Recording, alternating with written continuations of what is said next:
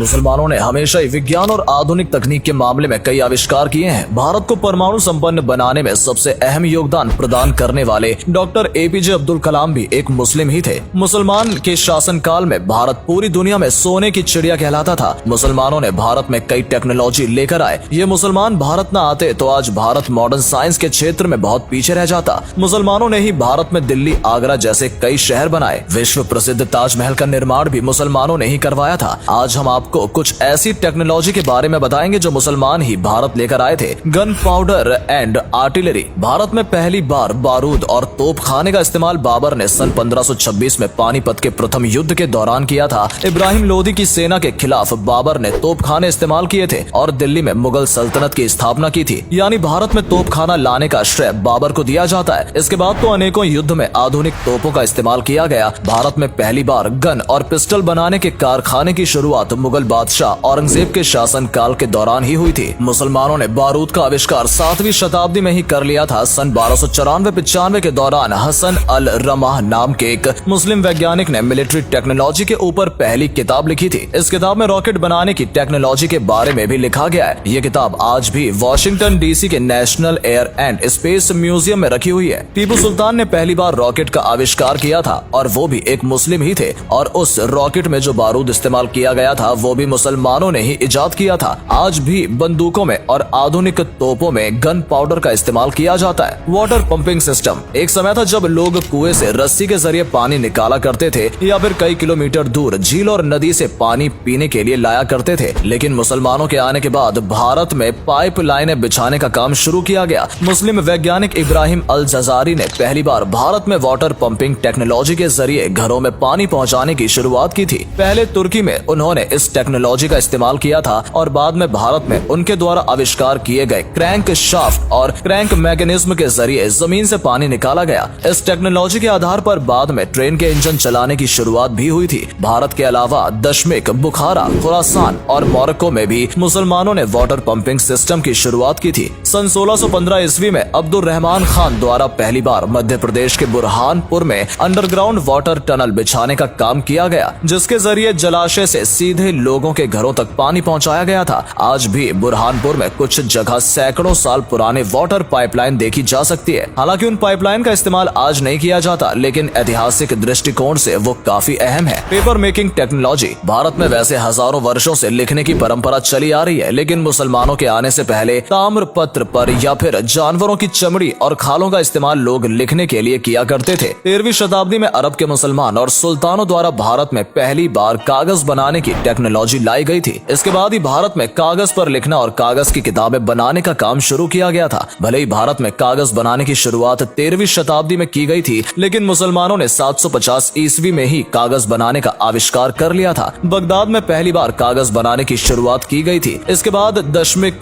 Syria होते हुए ये टेक्नोलॉजी यूरोपीय देशों तक पहुंची। पश्चिमी देशों में कागज बनाने की शुरुआत 12वीं शताब्दी के आसपास की गई थी। यानी मुसलमानों द्वारा कागज के आविष्कार करने के लगभग 500 सालों के बाद 17वीं शताब्दी तक पूरी दुनिया में इस्तेमाल होने वाले 80% कागज का प्रोडक्शन मुसलमानों द्वारा ही किया जाता था। इतना ही नहीं, पहली बार फाउंटेन पेन का आविष्कार भी मिस्र के एक मुसलमान शख्स द्वारा ही किया गया था। Hospital. Modern science and medicine के आधार पर दुनिया में पहला हॉस्पिटल मुसलमानों ने ही खोला था। तो वहीं भारत में आधुनिक हॉस्पिटल बनाने की शुरुआत सुल्तान फिरोज शाह तुगलक द्वारा कराई गई थी। हॉस्पिटल्स बनाने के लिए फिरोज शाह ने एक अलग बजट रखा हुआ था। उन्होंने भारत के सभी बड़े शहरों और कस्बों में हॉस्पिटल बनाने के निर्देश दिए थे, जिससे कि उनके साम्राज्य के दौरान किसी भी व्यक्ति को स्वास्थ्य सुविधाओं के लिए भटकना ना पड़े। आर्कियोलॉजिकल सर्वे ऑफ इंडिया के मुताबिक अकबर ने फतेहपुर सीकरी, आगरा और अन्य कई शहरों में विशाल हॉस्पिटल बनवाए थे और यहाँ पर इतनी अच्छी स्वास्थ्य सुविधाएं मौजूद थी कि विदेशों से लोग इलाज करने के लिए यहाँ पर आया करते थे। मुसलमानों ने सन 706 ईस्वी में दशमिक में पहला अस्पताल खोला था, तो वहीं सन 872 ईस्वी में काहिरा में ऐसे हॉस्पिटल्स खोले थे जहां सभी प्रकार की दवाइयां और उपचार बिल्कुल मुफ्त थे। इसी दौरान पहली बार मरीजों का रिकॉर्ड रखने की परंपरा की शुरुआत भी की गई थी, जो आज देश के प्रत्येक हॉस्पिटल और क्लिनिक में निभाई जा रही है। यानी हॉस्पिटल में पर्चा बनाना और रिकॉर्ड रखने का श्रेय भी मुसलमानों को ही दिया जाता है। पहली मेडिकल यूनिवर्सिटी की शुरुआत भी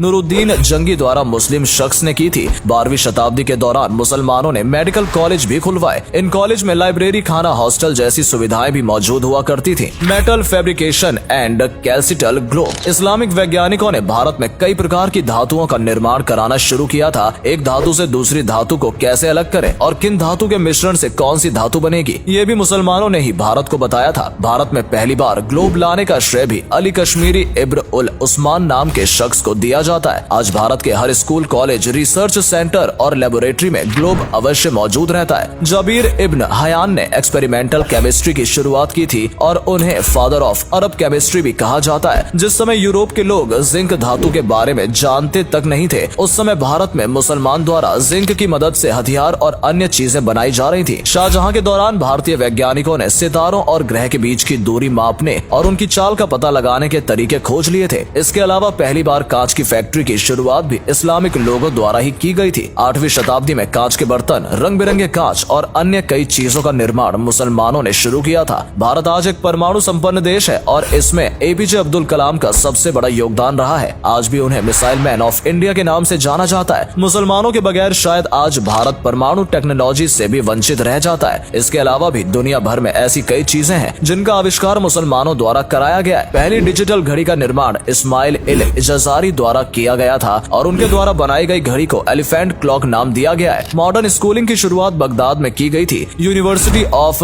करूइन दुनिया की सबसे पुरानी यूनिवर्सिटी है जो आज भी संचालित की जा रही है। सन 859 एडी में फातिमा अल फाहरी ने मोरक्को में इस यूनिवर्सिटी की शुरुआत की थी और हजारों की संख्या में आज भी स्टूडेंट्स इस यूनिवर्सिटी में शिक्षा प्राप्त कर रहे हैं। लाइब्रेरी सिस्टम की शुरुआत भी मुसलमानों के द्वारा की गई थी। मोतियाबिंद और ऑप्टिक्स की खोज का श्रेय भी मुसलमानों को दिया जाता है। आज के समय में कोई भी कंप्यूटर या इलेक्ट्रॉनिक डिवाइस एल्गोरिथम के बिना अधूरा है। इस एल्गोरिथम को खोजने वाले पर्शियन मैथमेटिशियन मोहम्मद अल ख्वारिज़मी एक मुस्लिम ही थे। इसके अलावा अलजेब्रा, डेसिमल फ्रैक्शन और ट्रिग्नोमेट्री की शुरुआत भी मुसलमानों ने ही की थी और दुनिया भर में चाव से पिया जाने वाला मीठा शरबत भी मुसलमानों ने ही पहली बार बनाया था। दोस्तों, इसके अलावा भी ढेर सारी ऐसी चीजें हैं जिनका आविष्कार मुसलमानों ने किया था और न जाने कितनी ही टेक्नोलॉजी मुसलमान भारत लेकर आए हैं। आज भारत जिस मुकाम पर खड़ा है वहाँ तक पहुँचने में मुसलमानों का भी अहम योगदान रहा है। इस बारे में आपका क्या कहना है? अपने विचार हमें कमेंट करके जरूर बताएं। अगर वीडियो अच्छी लगी हो तो इसे लाइक और शेयर अवश्य करें। आज के लिए इतना ही। आपसे फिर मिलेंगे एक नई वीडियो के साथ। धन्यवाद।